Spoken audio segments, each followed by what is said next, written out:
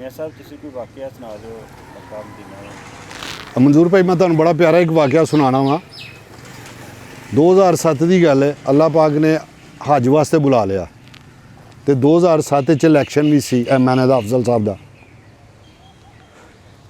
हुण इलैक्शन उन्होंने दिनों पीक ते सी जिन्होंने दिनों हज ते जाना सी, 1 महीना सिर्फ रहिंदा सी ते तुहानूं पता है मलिक साहब के मामलात।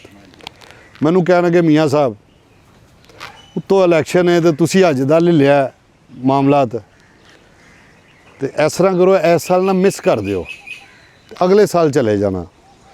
मेरा वो भाई है, प्यार करदा, अल्लाह पाक उन्होंने सलामत रखे। मैं क्या मलिक साहब मैनू गारंटी दे दो कि अगले साल तक मियाँ इशफाक ने जिंदा रहना है, तो मैं हज तो नहीं जाता, मैं इलैक्शन लड़ लेना वा। हूँ गारंटी तो नहीं कोई दे सकता ना। चुप हो गया। भाई शफी ने बुला लिया, कहते मियाँ साहब इलैक्शन है तो देखो सारे मामलात ने एडे खिल रहे, तो तुहाडे ते डिपेंड करीदा काफ़ी, तो यार अगले साल हज कर लवो। हाँ मैं सेम एहो ही लफज भाई शफी नूं कहा, मैं क्या भाई इत्थे साइन कर दिओ कि मियाँ इशफाक जिंदा रहेगा अगले साल तक, तो मैं नहीं जाता। अफजल ने भी सेम एहो ही कहा, अफजल नूं भी मैं सेम एहो ही जवाब दिता।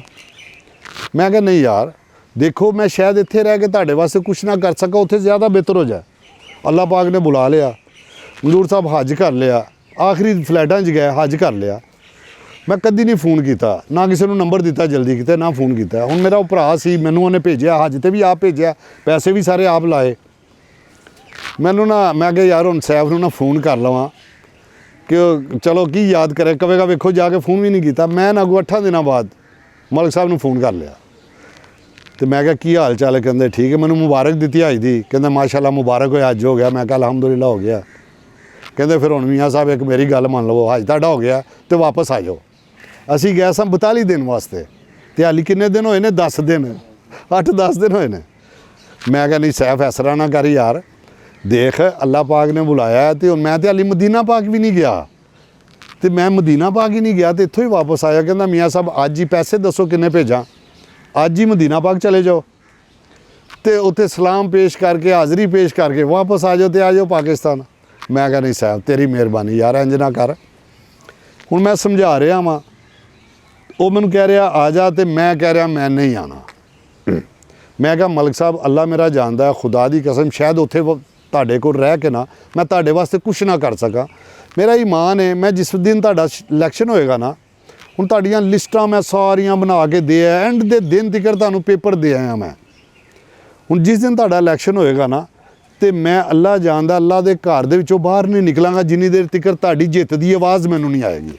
मैं अल्लाह के घर गिड़गिड़ांदा रहांगा, अल्लाह पाक मेरे यारां नूं इज्जत दे दे, मेरे घर नूं इज्जत दे दे, तो मैं इत्थे रह के ना तुहाडे वास्ते बहुत कुछ कर सकना, जद कि उत्थे तुसीं कहंदे जी उत्थे वो मामलात नहीं। देखो मेरा पेपर वर्क का काम सी, मैं सारा तुहानूं काम कंप्लीट करके दे आया, एंड तिकर दे आया वां, ते तुहाडी मेहरबानी। ਇਹ ਗੱਲਾਂ ਅਸੀਂ कर रहे हैं जिंदगी 'ਚ मंजूर साढ़े असी ना एक दूसरे दे नाल उच्ची नहीं बोले, खुदा दी कसम। मेरा वो छोटा भाई है इन्नी मुहब्बत करता कि शायद मेरे सगे भाई भी इस तरह ना करते हो, एहतराम ही करता, तो मैं भी कभी जाहिर है मेरा छोटा भाई है। पहली बारी थोड़ा जिन्ना ना असी सख्त एक दूसरे नाल बोल रहे। मैनू ना अखीर कहते मलिक साहब मियाँ साहब आना है वापस के नहीं आना, गुस्से दे नाल थोड़ा आना है वापस के नहीं आना, आना वापस के नहीं आना। मैं कहा यार गल है कि मैं नहीं वापस आना, जो मर्जी हो जाए मैं नहीं हज छड़ के आना, मैं नहीं वापस आना। मैं करके ना मंजूर साहब फोन बंद करता। हुण मैनू वाकया थोड़ा तवील है, तो मैं थोड़ा जिन्ना हो के आया, तो मैं तुहानूं दोबारा वाकया कंप्लीट करना, इत्थे बैठे रहो, तो मैं फोन सुन के तैयार है। लो जी अस्सलाम वालेकुम।